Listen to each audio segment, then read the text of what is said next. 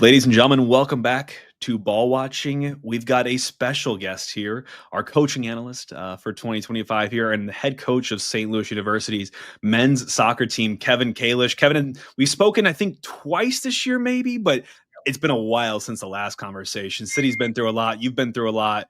The boys have been through a lot. How are you? Great. Yeah, we're about I think 7 games in now with the season. Yep. So, yeah, obviously a lot's happened at City since the last time we spoke, and yeah, we're a good third of the way through our season as well. Unbelievable. Yeah. So for anyone that might have missed those first couple episodes we had with you, Kevin, again, the head coach here of SLU, SLU is my alma mater. It's Justin's as well. We obviously care a lot about the program. Justin might have laced up the cleats for a little bit of time there as well. So we got a special affinity for the team, and obviously for you, having been coached by you at some point, right, in our lives. But That's right. I want to talk to you, Kevin, here because in my opinion, I want to hear yours as well. I feel like it's been a pretty solid start to the season for the men's side, and we've been tracking and kind of giving some updates here on some results as you've gone through here, but only one loss to date against a really solid opponent in IU. I want to kind of just take a gut check with you, Kevin. How are you feeling so far, and how would you assess the team's performance at this point so early on in the season? Well, yeah, it's been good. I think we've chosen the path of really challenging ourselves early to kind of see where we're at as a collective, as a group, as a team, and with the really challenging early non-conference schedule. The good news is a lot of those games have been at home, right? I think we're 30 games unbeaten in the regular season at Herman. So as we all know, it's just a great home field advantage from that perspective. But yeah, I think each and every game, I feel like we're not only are we improving, but I feel like we're the superior team in the match. Doesn't mean we always get the result or get the win, but I feel like we're controlling a large portions of the game and creating more chances. I think the team's continuing to get better. Had a little bit of some injury hiccups here lately, as most teams do, but I feel pretty optimistic about where the group's at, and obviously as we kind of head into conference play, what we're capable of. Yeah, I want to ask you, Kevin, about some of that, bringing in some, I would call, powerhouse type schools and programs, especially at home here, but also just point blank scheduling and being able to play some of these big schools that don't belong in the A10. Like I mentioned, SMU, having them come to town here, obviously going to IU, hosting Portland. Is that also some sort of not congratulations, but you're able to get those scheduled and those, on the books because of the quality of the program of the last couple of years and just obviously working with those ADs and whatnot. Is that, something you can kind of get at least some sort of credit to, right? Because it's great to be able to kind of fill that schedule with teams that will challenge you, especially so early on before you get into A10 play and hopefully buff up the resume for the big dance eventually. Yeah. Right now, I think we're, obviously it's early, but I think our RPI is 9. So that's, again, the strategy or scheduling strategy from that perspective would be to try to have an RPI in the top 20. If you want to get a seed, you got to be top 16, and if you want to ensure your place in the tournament, you got to probably be top 30. So that's kind of what we kind of focus on. I think look, the program has always been able to attract top programs to come and play us here at Herman. One, because of the community support and the fans, the environment we create, the field. So yeah, to be able to get Portland to come and play, obviously IU last year, SMU every other year. We had Missouri State last night. So, we think we can always put together a great non-conference schedule that's going to not only challenge us, but if we do our business, put us in a really good position to get an at-large bid if we happen to stumble in the tournament. God, that is just wonderful to hear. I'm really hoping we can head that direction here. And I'm looking at the team's results here, Kevin. Even if you hadn't been to a game or haven't watched any footage or haven't seen highlights, you look at just the results so far, and you can tell that there is at least what I can glean is there's a tremendous pride in defense and clean sheets specifically. And when you concede, not letting that spin into 2 or to 3. Talk to us, Kevin, about what I could look at and say one of the team's biggest strengths so far is just resilience and keeping these games very tight and very, very solid and back. Is that one of the features or things that you're proud of in this team so far in the season? Yeah, I think we have a lot of returners in the back. Obviously, Jeremy Abinell is, in my opinion, the best goalkeeper in the country. So he's kind of really give us a lot of stability. He doesn't concede very often. He always seems to come up with one big save a game. And then Grady Easton and Carlos Leatherman and Gershon Henry and J.C. Cortez, and they've been with the program for at least this for the last 12 months, if not 2 or 3 years. And then we added Quentin Blair, which was a big addition this past year. He's been an unbelievable center back for us, just a rock solid leader, great composed center back who can not only he's good in possession, but just a great old school box defender. So yeah, I think we're always going to kind of rely on that foundation, and especially when we have a difficult non-conference games. I think all these games are extremely tight, right? I think the margins in each one of these games, if you kind of just look at it, whether it's expected goals or just the final score line, it's been a 1-goal games across the board. So we know, again, hopefully our attack continues to grow and blossom as the year goes on. But if we're solid defensively, we know we're going to be in each and every game, especially early in the season. And, I think that's something we definitely pride ourselves on. Yeah, and so Kevin, I mean, for any episode we always do, I'm always looking at where I can bring in some unique tidbits here and things that I'm sure that that maybe I don't know, and I'm sure a lot of our listeners might not know about you or just about the program. But since 2019, I found this that obviously we've had a great, especially recently, I feel like, track record of being able to produce top quality talent and have some really high overall draft picks, nameless super draft. But since 2019, I found this, Kevin, that you'd coached 5 defenders that have been selected in the super draft. And so I hear what you talk about in some of the defenders that you mentioned. I see the results, right? And just how hard and how stoutly we defend as a team. And is there something about you, Kevin, as a coach or as an analyst or just a student of the game that makes you different in how you approach the defensive side of the ball? Or what's the secret sauce, if you can even give us a glimpse into what that is? Because, clearly the numbers are telling a very deep story here. Yeah, I don't know. That's a great question. I think we got a great coaching staff. I think we really coach the details really well in that phase of the game. I think we recruit really well in that position. And I think, the demands we place on our center backs, both, to build our attacks and also to box defend and keep clean sheets, I think is something that we I would say do a deep dive in terms of just spending a lot of time in unit-based moments where we're working with our back four and our center backs and just getting them at a very, very, very high level. I think it's obviously being a center back myself. I think it's something I take great pride in. And I think, honestly, to be transparent, a lot of it's just that we've been really good at recruiting this position. We've really recruited really well in the last 5 years. We've had some tremendous center backs come through the program each and every year. It seems like every year I'm thinking, man, how are we going to replace these two? And then we somehow find ways to replace them, right? So obviously it's we're setting the bar very high and the expectations high. But even last year, going from with Joey Mayer and Grady and Max Floriani and those guys kind of alternating at the center back role, and now this year with Quentin coming in. So I think we've done a great job recruiting. I think we coach it and train it really well. But I don't know if it's any different than any other program, but I don't, for speaking from just experience, really been really blessed to have great players. No, and I'll be the one. I'll give you some flowers there. It's obviously great, and the way you talked about it too, Kevin, it makes sense to me. Like, hopefully, when you do things right, as the program continues to build and grow, like you're saying, you're recruiting really well, but I feel like you're probably recruiting really well because of the stature of the program, as well as people, or if there's potential or prospective students, high school students are looking for, where do I want to play? If I'm a center back, I'm seeing all the defenders plucked out of SLU and going on to play professionally. I probably want to go there, and hone my trade. Like, clearly it's working, right? So I just want to give kudos to you and obviously the coaching staff. Yeah, of course. You gotta give credit where it's due. And I want to ask you too, Kevin. So I mean, again, we're only 7 or so matches into the season for you, and things are going, well, right? And it's always easy to kind of think about what goals are when things are tracking in a positive direction. But let's take you back to kind of preseason, or kind of in the lead up to the season.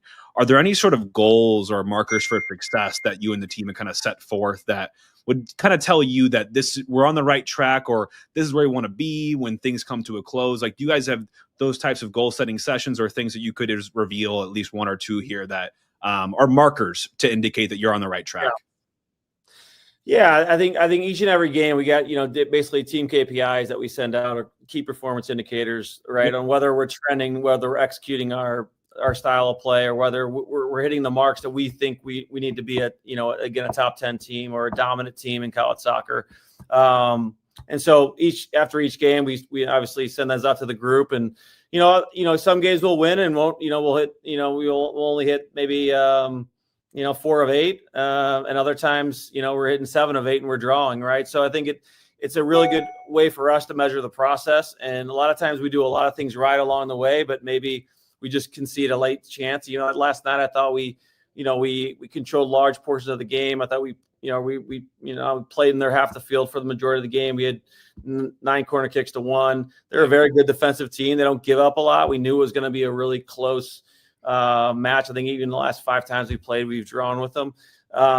So we knew that, chances were going to be few and far between for both teams.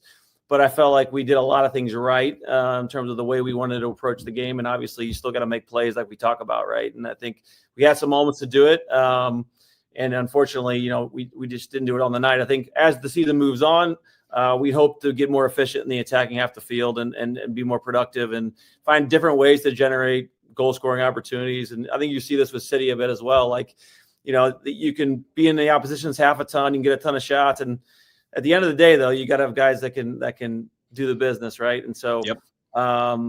we're just we have a great attackers amongst our team. We think they're going to keep getting better and keep them confident. So I think moving forward, it's just staying, like you said, just staying on that process and staying true to who we are and keep going, and knowing that at the end, we think it'll be good enough. That's the thing I see too, Kevin, when I look at, again, these results is like, you may not have some of these draws, or even the loss against IU, you might want to, get a point there or whatnot and salvage something, but you're in every single match, and there's not a lot of breathing room in these matches, right? Like, they're super tight, at least on the score line. They may not be in terms of the performance or what you actually see on the field, but it's those fine margins, right? And it's what I feel like is undone City a lot this season. And I think what you're talking about is like growing into the season, right? Like getting, you think you have what you want on paper, but now it's getting everything to spin together in the same direction. But that defense, again, is a great foundation to build on. And that will keep you in these tight matches and give the attack that time to, grow into the season and make sure that you're getting up to a speed that you guys reach those KPIs and those goals. I want to ask you, Kevin, too, for, put on your salesman hat, for anyone that hasn't been out to Herman or hasn't seen a game yet this year and wants to go see, what could they expect to see from the team, on the field? What's that identity?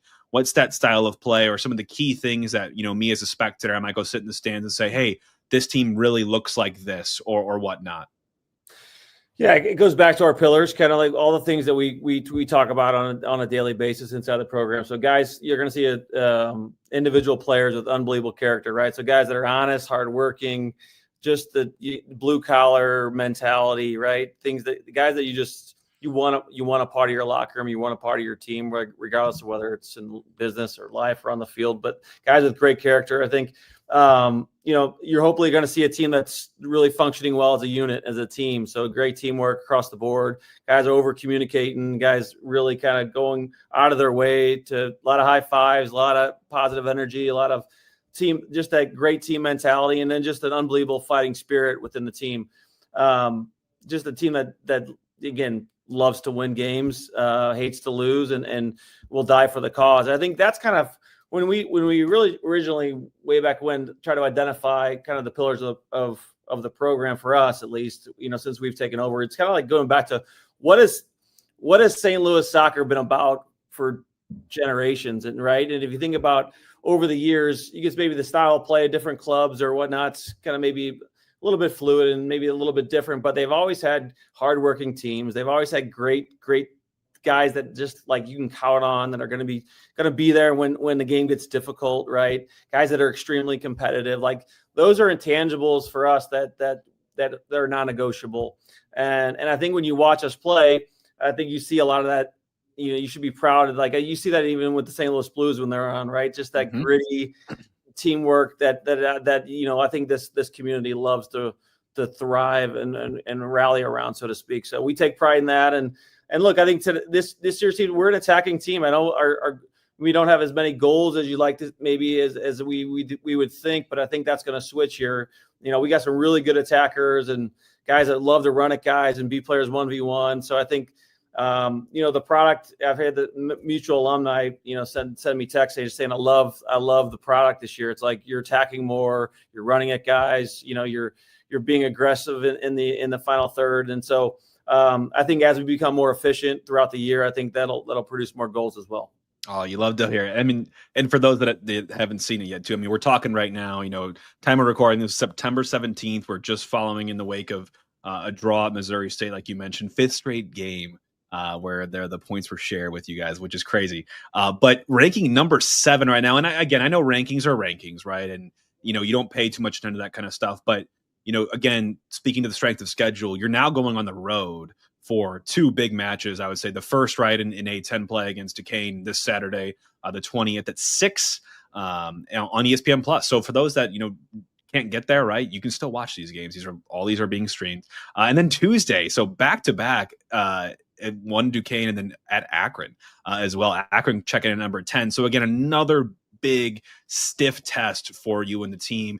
Any expectations or thoughts, Kevin, that you take the team on what could be a pretty big road trip? Yeah, very much so. So yeah, like I said, we've been in the confines of Herman, so it's been a great start to the season. But we gotta learn to win on the road as well, right? That's got to be a part of a winning culture and a winning team. And Duquesne's a real formidable opponent. I think we've played them a number of times over the last couple of years, and playing them at Duquesne's different. It's just a unique place to play a little bit. I know they'll be excited. Obviously, the first A10 game, first conference game. We're excited for the challenge. I think the one thing exciting that, our staff talks about a lot is like, how do we continue to push this group and challenge this group to reach another level, and kind of what is our, resiliency and our mental fortitude to be able to deal with different types of challenges in each game. I think whether it's going down a goal or whether it's going on the road in a difficult environment, and just seeing how we respond collectively. I think that's one of the big bright spots of the group has just been the depth of the team, the amount of quality players we have, 1 through 18, 1 through 20. And I think that's really served us well up to this point. And I know it's going to be really needed to play 2 back-to-back games on the road. Got it. And then you really enter, what I would call, right, the big packed, set of all the A10 opponents, and, hopefully can make a great run at that as you move on to LaSalle, Dayton, George Washington, VCU, and finish out on November 1st against Rhode Island here. So we'll be tuning in. For everyone listening here, we'll be providing all the updates that we can, and maybe we'll try to squeeze you in again, Kevin, if we can get a couple minutes of your time as we get deeper into that schedule here. But yeah, Kevin, all the great things I feel like I've heard you talk about in what's made you all successful so far, I do see some parallels and some of the mishaps or the shortcomings of City this year, right? I know you're a big fan. You go to as many games as you can. We talked about the defensive track record that you have had so far this season. Not something you can say about City, but we're coming off of, though, right at the time of recording here, a road win and a clean sheet at that, one that we hadn't gotten in a while. Kevin, what's been the feeling? I'll take you, because I don't think we've even spoken to you since Olaf Melberg was probably fired.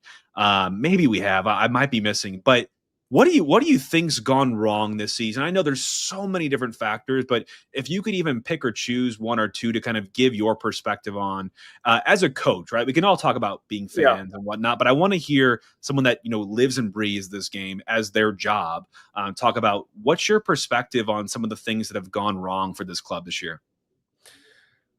Well, I think it's the main 2 for me are obviously just the injury situation, right? I think just not having the full squad in key positions like your DPs, like when Lowen was missing the center back position, right? I think some with Berkey being out for a period of time, I just feel like that they weren't able to build momentum, and combined with the Melberg appointment, which I just didn't feel like the team was very well balanced across the board. I didn't think they were.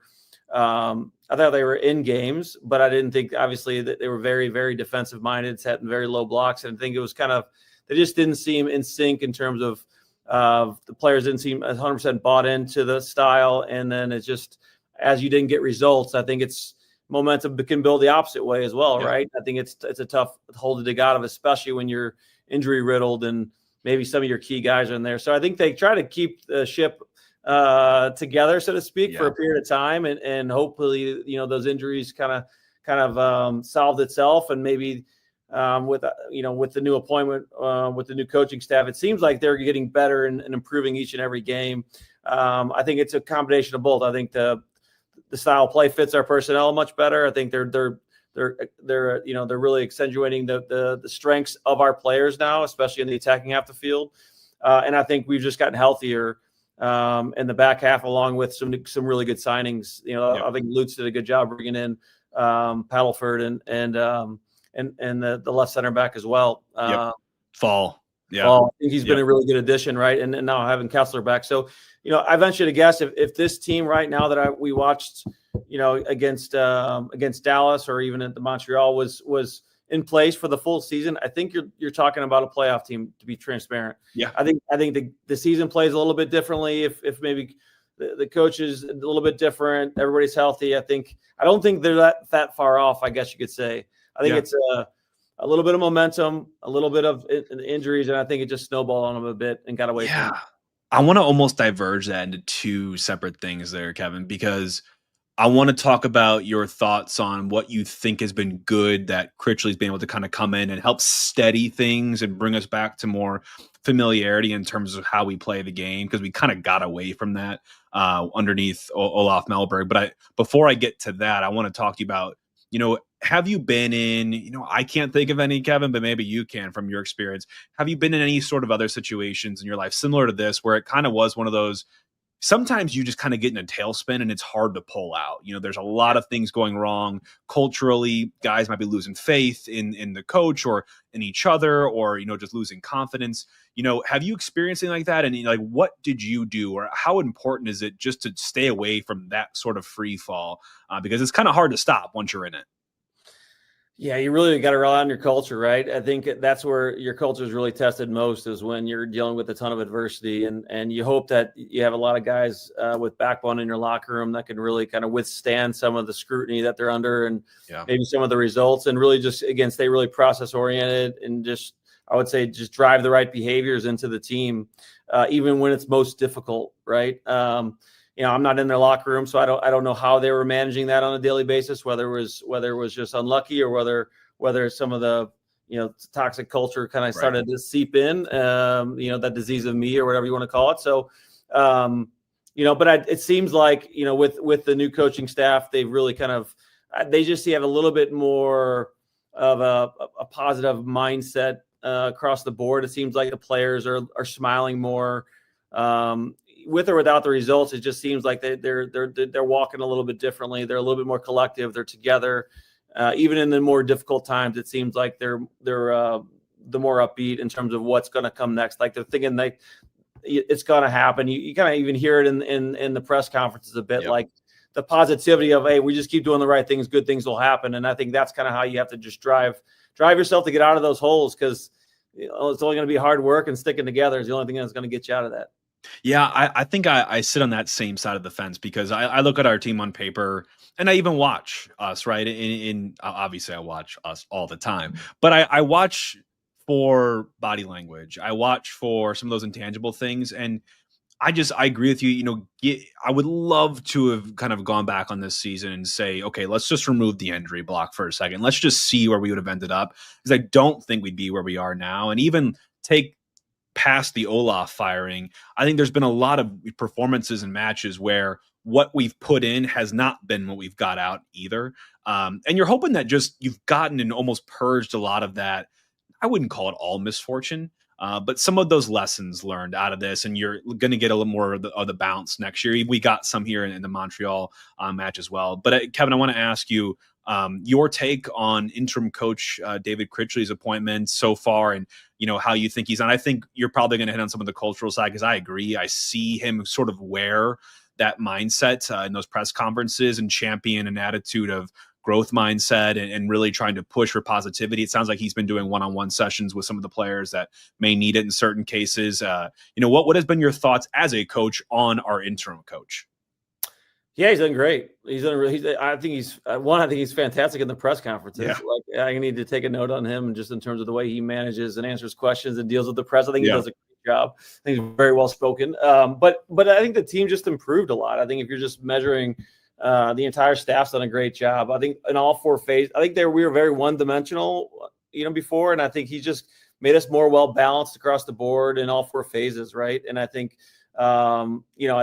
you just seem a more well balanced collective team that's getting out there. Doesn't mean you're always going to get results or not make mistakes, but I feel like they've definitely improved in almost every facet of the game that I could see. And I think, again, there's something about continuity. I think it's undervalued in organizations, to be honest with you. I think sometimes, the sexy hire or whatever else oftentimes isn't always as beneficial as we seem. I think a lot of it is continuity and building trust. Kind of, and the game's the game, right? I mean, there's only so much tactics that you can think of. I think everything, you can pretty much learn everything online or anything else with regards to just pure text. But in terms of man management, culture, continuity, relationships, things that I think really, the connectivity between first team, second team, academy, all these things that you really got to get right across the board with your medical team or whatever else in order to really have a high performing environment. I think Coach Hackworth and David and the rest of the staff there have done a really good job of steadying the ship, and hopefully they'll be able to continue the project. Yeah, I would agree, because that was kind of the last question I wanted to ask you, Kevin. So I mean, we're without a permanent head coach at the time. We're without a sporting director now at this time of recording. I guess I try to delineate my questions, Kevin, on like where your coaching hat is, where your fan hat is, and you can take this one any direction. But if you were brought on to help support, the search for, or the committee that will install the sporting director or install the coach, what are some of those? You could say some of the intangibles, but also what would be some of those key types of skills or key types of things you'd be looking for in candidates to take St. Louis City into 2026 and beyond? Hard question. It is a hard question. I don't know enough about the sporting director role at the MLS level to say like what are the skill sets needed to be a top sporting director, right, at that level. Whether it's, obviously you have to be able to recruit and sign players and identify players that are going to be, especially your DPs, right? So you can argue with maybe Lutz's direction in some ways, and whether or not you valued having a very European dominant type team. But I think the guys that he brought in were quite good. I think he did a really good job with most of his signings across the board. So from that perspective, I don't know exactly what I would be looking for. I think that's fair. Just from a coaching perspective, again, I think it's someone who knows the league very well. I'm a little bit more biased. I'm more of an American coach who's been in the league, knows the league well. Can relate really well. And I think, you have a lot of great, and I'm always going to be biased for St. Louis guys and St. Louis players. Great that they brought in Coach Sorber, brought in Mike to coach in the academy. But like, I think there's a lot of even St. Louisans that are in the league at the moment that I think would be a great candidates to come back. And I think there's always that extra pride that you have when you're from the community and you're from the area. So I'd like to see some type of an American coach that knows the league extremely well and knows St. Louis and knows City very well in terms of like what makes us different versus the other 27 teams. Yep. Right. Someone who just knows who we are, what we're about, and really kind of builds off that and really highlights our strengths as a community and as a team. And I think, Lutz did a good job of that, setting that foundation. Hopefully now someone can come in and really take it to another level. Yeah, because I agree with you, Kevin. I think the foundations, a lot of that can remain, right? I think we're probably going to see a decent amount of overhaul anyway, because new sporting director, new coach usually means a lot of roster turnover will happen with that. But I liked what you were saying earlier in the conversation about, really wanting to put on a product on the field as SLU that represents the community and what St. Louis is all about. And I've been kind of hearkening back to that as well during, some of our conversation about what the future looks like for us. Like, I think bringing in a coach that has really good experience, either in the league or just that knows what US soccer kind of looks like Yeah. and is about, knows MLS, knows how American soccer is played. And, bonus points if you have any sort of tie to St. Louis or can help us shape ourselves into more of a product that we can all get behind because we see ourselves in these players, or we see ourselves in what is actually done on the field, that hardworking blue collar, you hate to come play against them St. Louis type attitude. So I'm with you. I'm in full agreement on this, and this has been fun to chat through and just get your perspective on, because we're all looking for signs, cloud formations to tell us what the future looks like for us in a time where it looks really, really ambiguous, right? With your key, sporting heads, not in their seats at the moment here. Yeah, and obviously I'm not 13 guys, I want to say, are up. Something like that. Yeah. Yeah. Yeah, so I think obviously it's gonna. Hopefully we can I think retain this core, keep this core. I don't think it's a rebuild. I don't think it's a start from scratch type of project, in my opinion. I think you got a lot of good quality players inside the organization at the moment that you can build around. I think it's just getting some tweaks in there and setting your sights on 26. I'll give you one more softball question here before I send you on your way, Kevin. Who has been your favorite player to watch this season? Just this season, been a lot of downs, right? What's been one of the guys that, you're glad to flip on the TV or glad to get to Energizer Park, sit in your seat, and watch this guy go to work? Well, I've always loved Simon because of our personal Of relationship. course. But I think, I like Celio for me. I think Celio to me is a. I mean, he's from the A10, so we had a game plan against him when we played VCU. But he's a guy that I like his aggression. I think he's an attacking player that wants to run at you. I mean, Klaus has really grown on me as well, to be honest with you. I think he's had a really good run of form here in the last 6 or 7 games. His work rate, his mentality in his box. I think he's a guy that I just like the way that he works for the team. Mm-hmm. He's obviously Burke. I'll pay the price of admission to go watch him in a game. But I would say I think Celio for me is just the guy that I think I just like his aggression and the way he runs at teams and wants to make plays. And it's never due to lack of effort or anything like that with Celio. He always seems to be running at somebody, which I love and enjoy watching. Yeah, we're very, very Justin. I think that Justin's favorite player is Celio, and he's an awesome guy. We've had the chance to speak to him, and he's amazing. But yeah, the freedom and the way that he plays the game, it kind of takes you back to like grassroots, young, like just no fear at all. He doesn't care. He's going up against. He's going to you put his head down, pick his head up, and do whatever he can to beat you or put you on your butt. So I love watching it too. You just don't see a ton of guys anymore that can beat guys 1v1 scenarios, right? I think a lot of good technicians and guys that can play in pockets and combine and whatnot. But you just don't see a lot of great 1v1 guys anymore. And I think it's a lost art. Yeah, I agree. I love when he's starting. I love when he gets some minutes. He's one of those guys that just is a breath of fresh air watching the game. But I love that. I love that, Kevin. Well, thanks again for hopping on the show here, Kevin, and best of luck this weekend, Saturday and Tuesday as well, as the boys had to take on Duquesne and Akron, the Zips. Hoping to be talking to you again when you've been on some winning run of a crazy nature and you guys are well on your way to punching your ticket to the big dance. But best of luck here, Kevin, and we'll talk to you here soon. All right, Jake. Thanks a bunch. See you soon. Take care. All right. Head coach Kevin Kalish from SLU Men's Soccer. Always awesome to have Kevin on the show and talk about SLU. Obviously, again, like I said earlier, Justin and I feel a lot of pride in the program, and we were in the seats. At least I was in the seats. Justin was actually lacing up the cleats for a season or two there, and we love to see them doing well. And Kevin also coached us, one year or another in our life. I think a lot more with Justin, but we love to see him doing well, and you just love to see your local, colleges and universities putting together great products, right? If you guys don't like what you're seeing in Energizer Park, you can hop a couple miles down the road and just see what SLU is cooking up. But I'll deviate here from SLU and kind of bring us into the final portion of the show here today I have for you all, which is going to be around City's upcoming fixture against San Jose. So while SLU is marching east, City travels west to take on the San Jose Earthquakes. We already beat them this year, which is, you guys are probably like, wait, they're one of our wins. Yes, they were. They were the first win for Critchley as he took over for Olaf. This was his first game in charge. It was a 2-1 W at home on May 31st. Leuven had a PK winner in the 90+2, and we've only won twice now. Sorry, 3 times since then, with Portland and Nashville obviously being those 2 more marquee wins, and now Montreal just coming on the weekend.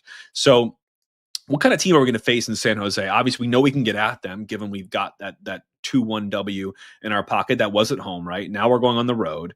They are a team that's currently sitting 9th in the West on 35 points, 9-13-8 win-loss draw. This is one of the crazier things that I've seen, and it's really going to, I think, kind of guide us along the preview for San Jose. But 55 goals for this season, 55 goals against. So they have a whopping 0 goal differential. No one in the Eastern Conference has conceded more goals. No one in the West who has conceded more goals than them is in the playoff picture. So they're a little bit of enigma, right? Like, they've got a great high attacking output, but defensively, definitely more on the frail front as well. Some key results I've picked up from San Jose recently. I'll I'll draw the line at July. Here is a 1-1 draw against the Red Bull, a 2-2 draw against Dallas, a 2-1 win against Vancouver, who, I don't know if you all saw this, but just gave the business to Bradley Carnell and the Philadelphia Union 7-0 this past weekend. Encourage you all to check that result out. Absolutely crazy. They did lose at home 2-1 to San Diego, which is no sweat off their backs. They're the best team in the West. Most recent match was 4-2 loss against LAFC. Denny Bouanga had a hat trick in that game, and they gave him the business. But LAFC, again, 5th in the West, good, solid team. Where we meet San Jose is at a point in the season where they're on a downturn. They've only got 2 wins in the last 10. In the last 6, they've gotten those 2 wins at 2-0-4, win, draw, loss. And they're the 27th best team in the league during that time. If you extrapolate that to the last 10, the 28th worst team in the league. Sorry, 28th best team in the league. So they're bottom 3. And they're 2-2-6 over that time as well. So racking up the losses in that column for them, something they don't want to be in on this final stretch heading towards MLS Cup playoffs. Because again, they're holding that 9th spot, which means they're in that final wild card spot in the West. They're coached by, one of the greatest, at least on paper, coaches in American history in soccer, Bruce Arena. And he really helped kind of turn things around this season. They had a rough 2024 where they conceded a league record number of goals, but they made some big signings, a lot of them former New England Revolution players, which came over at a time where they used to be coached by Arena before he was fired and removed from position, and now he has plucked them back to San Jose. Offensively, obviously, they've improved markedly. They take some of the most shots in the league, set pieces, a lot of those late goals. But again, defensively, that's where some of the weaknesses sort of come in. So I'll kind of try to siphon them off offensively first and then talk about them a little bit more defensively. This is a team that's going to generate a high volume of shots, and they'll do a good job finishing as well from a forwards perspective. They're taking the number 3 most shots on target in the league right now. So they are very, very effective at getting the ball to the net. They're number 2 in passes into the penalty area, and number 1 in crosses into the penalty area. So in and around, that 18-yard box, they're a team that has a knack to just find it and get, shots on target and get the ball into your 18 where you are the most uncomfortable, right? Set pieces are also very important for this team. They lead the MLS in set piece goals. They're number 2 in shots from free kicks, number 3 in total amount of corner kicks taken. And within that, they do a lot of outswingers. So when you think about Roman Berkey's perspective, that ball is spinning away from him. So attackers can kind of rise up to meet it as it collides and it intersects with them versus trying to get on the end of an in-swinger that's going towards Berkey. So this is a team that will do well to also create late game pushes. They've scored a lot of goals after the 75th minute. They have good fitness, good persistence. Bruce Arena can make some tactical changes that can pay off late. And again, they just got some big name, great players, creative players, dual strikers that can pose a lot of threats to even a lot of good defenses in and around the league. I'll talk more about those guys in a second. Defensively, They've got some good midfield protection with some added ball winners. They try to help break up play before opponents, can kind of get deeper into their own third.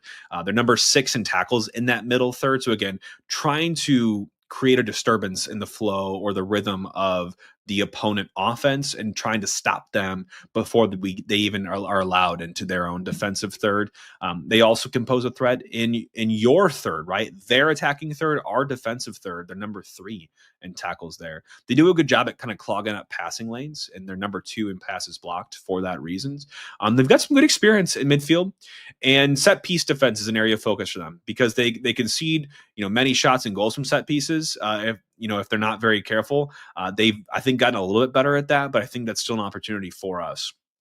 When I talk about the home and away, XG, expected goals against, and the halves, there's some really, really interesting things here. Because at home, we're coming off playing one of the worst home teams in the league where we were able to collect, all 3 points in Montreal and come back. This team is marginally better. They're number 20 in the league when it comes to home form at 1.2 points per game. They have, however, the best expected goals in MLS. That drops just to number 5 at home, which is still great. But that's not shocking, right? I'll talk about those key players, but again, great attacking output, how they look defensively. Expected goals against, they're a little bit below average, but when you just look at home, they're the worst team in the league in terms of the XG they allow at home. So teams can get at them, especially at home for some reason, which we'll get into. And in the halves side of things, they're pretty average across the board. I didn't find any big outliers on first half or second half for them, so I'll kind of skip over that and talk about some of the players that will be donning San Jose's unis as we go to play them here. Joseph Martinez, a lot of you might have heard of him. He probably made his name, right, a lot more with Atlanta than he has with San Jose, but he's a proven MLS goal scorer. He gets into great positions, works well and tidy in the box, a great finisher. He's really regained some good form with San Jose. He's got 12 goals in the league this season, 2 assists.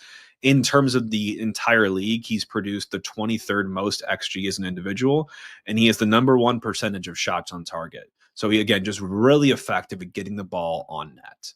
He is complemented by Chicho Arango, that dual threat striker system, I would say. Chicho Arango, you all probably heard of him a lot more during his RSL days. He's been picked up by San Jose. And another great goal threat, plays off of Joseph Martinez at times, helps really stretch defenses more vertically. He's got that bang bang in a player. He's really special, can do you on the dribble, can do you for speed. He's a really technically great, sound player. And if you go ahead and try to double team Joseph Martinez, well, Chicho Arango will exploit that space. He's also got 12 goals, 2 assists this season. He's number 10 in expected goals produced and number 1 in shots taken in the league. So between the two of those, you guys are probably like, well, okay, he's going to box them up and we'll be good. Nope.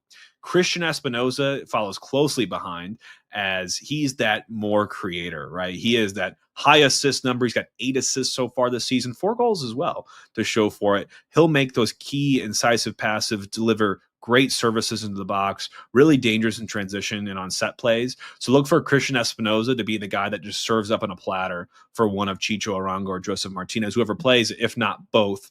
But between those 3, that's the 3-headed monster. These are 3 top quality, top-notch MLS attackers, and they will give us trouble on Saturday night. Do not take this team lightly. They are number 1 in expected goals for a reason. That's because these 3 live and breathe that side of the game. One more kind of fun fact on the key players before I move on is Max Floriani. I was just talking to Coach Kalish of SLU Men's Soccer here, and Max Floriani was just with SLU prior to being drafted 2nd overall in this past year's 2024 MLS Super Draft. He's appeared in 12 matches so far this season for Bruce Arena and the San Jose Earthquakes, and he started 7. So getting some good game time at a young age.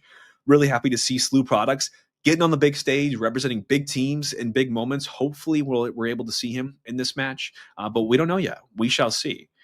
Before I get into where I think we should go from a roster or personnel perspective in this game, I've given you all kind of lay of land of what they look like, what we could expect. I kind of want to now pivot more into the so what of what should we do trying to, how do we exploit this team? I think this is a game where you've got to get on the board early. We did it really well last game in Montreal. I think you kind of reshaped some of the dynamic of the game in doing so. This team is a little bit of a difficulty when they concede first. It's kind of similar to us. Can you get that early goal and shift momentum heavily into your favor? Can we use our press to disrupt their own buildup? We know how well Espinoza can work in San Jose when he gets the time, gets the space to make those key incisive passes, generates a lot of assists that way. If you can stifle him creatively and get guys physically on him or blocking his lanes, can you press him into making mistakes or errant passes? Similarly, can our forwards create hell for their center backs and defensive midfielders? Can you put them under pressure, make them make mistakes? And that probably contributes a little bit to those expected goals against that we see them, the worst team in the league in when it comes to their home form. I think transitions will be a big part of this game both ways. When San Jose is attacking, with their threats they have going forward, they might leave in some space in behind.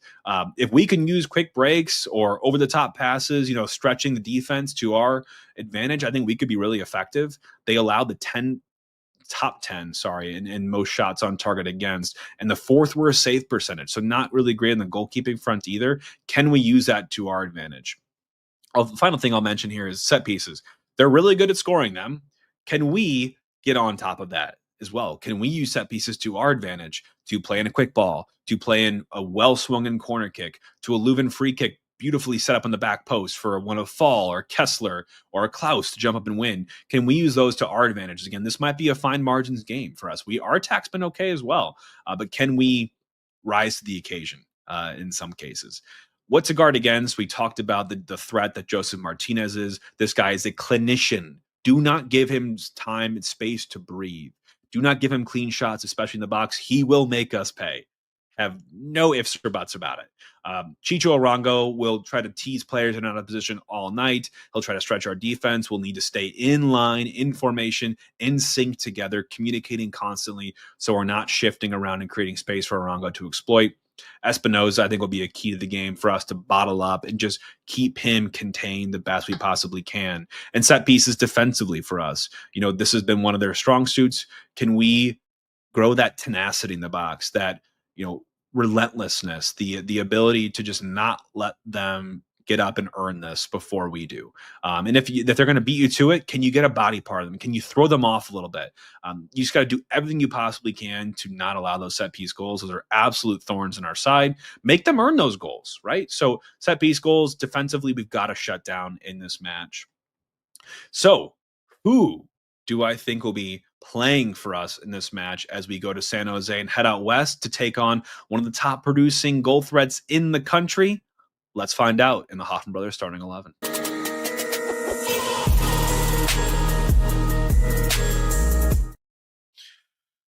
This one, I usually say this is going to be tough. This might be hard, right? When we've had such better health recently that it's been a little bit more of a challenge. But if you've all been listening the last couple of weeks, I always make my case for Thomas Totland and to start him at right back. But just given the recent swing of games, the form that Wallem had in making the team of the match day this past week, and I just don't see that changing. So I'm speaking into a cave at this point. No one's listening.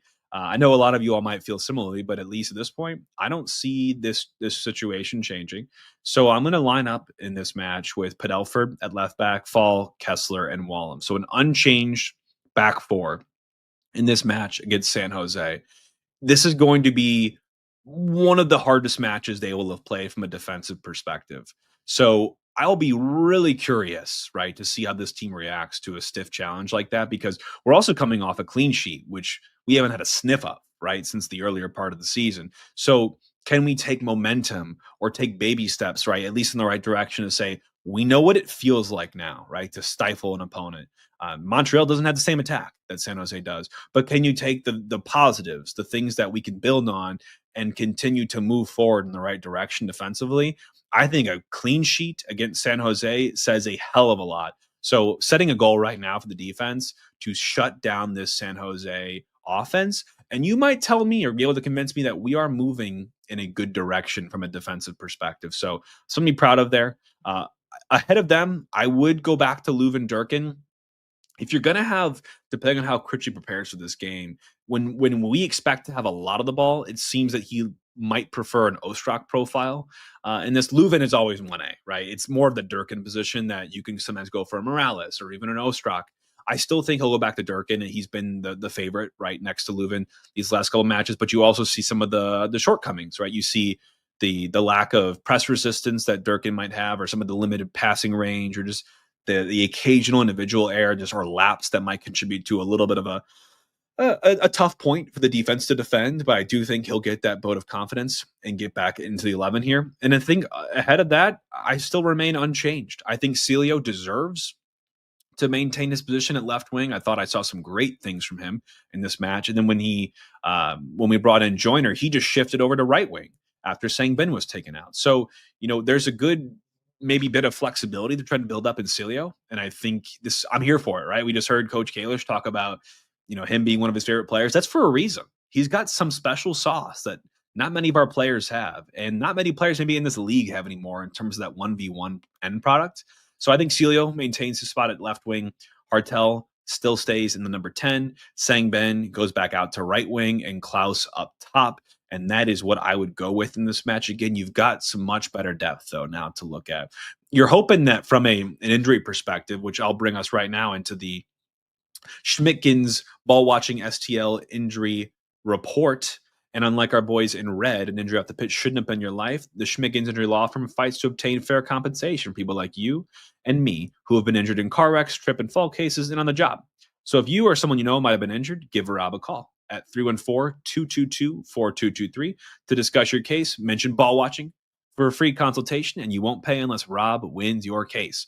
Give Rob a call at 314-222-4223 or visit him online at www.hurtinstl.com. Choice of a lure is an important one. It should not be based solely on advertisements. From an injury perspective, we're still looking pretty clean. Like I mentioned, that bench is deep. We've got some options. The only person I would add to that, Toyshirt, still expecting him to be out for this match for us with, I believe, what they were calling a hip impingement or something to do with his hip. Yes. And then Betcher did not make the journey to Montreal. That was sort of a give and take from what I heard on Critchley's post-game press conference, where it sounds like they had something happen to his foot in training. They went and got some scans, positive in terms of positive news.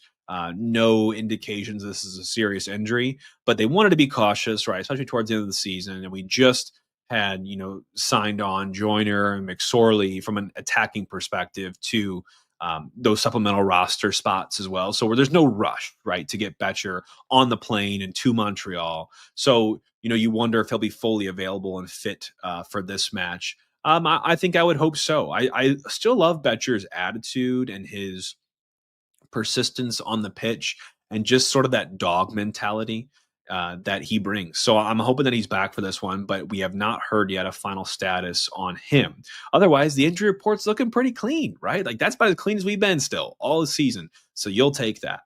My goals for the game and predictions I'll talk about here. My goals I mentioned defensively. I want to see progress. And progress doesn't mean a clean sheet. That would be awesome. I think if you get a clean sheet here, you're winning this game because I don't see us being stifled by this defense from an attacking perspective. I want us to be a nuisance with Espinoza.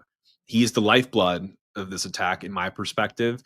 And if you can stifle his service to those threats of Arango or Joseph Martinez or whoever else they might put on this field, I think you will put a good foot forward in winning this game. So I think I want to see defensive growth in this game. I want to see us make it really difficult for San Jose to get through.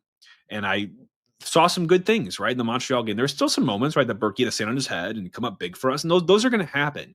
But again, I want to see continuations. I want to see building. I don't want to see good game, 3 bad games, good game, 4 bad games. You know what I mean? I want to see something to believe in and gradually happening over time. And I think this is a good opportunity to continue to move in that direction. So I want to see a defensive masterclass here. I want to see us really put a foot forward and build on top of the Montreal clean sheet.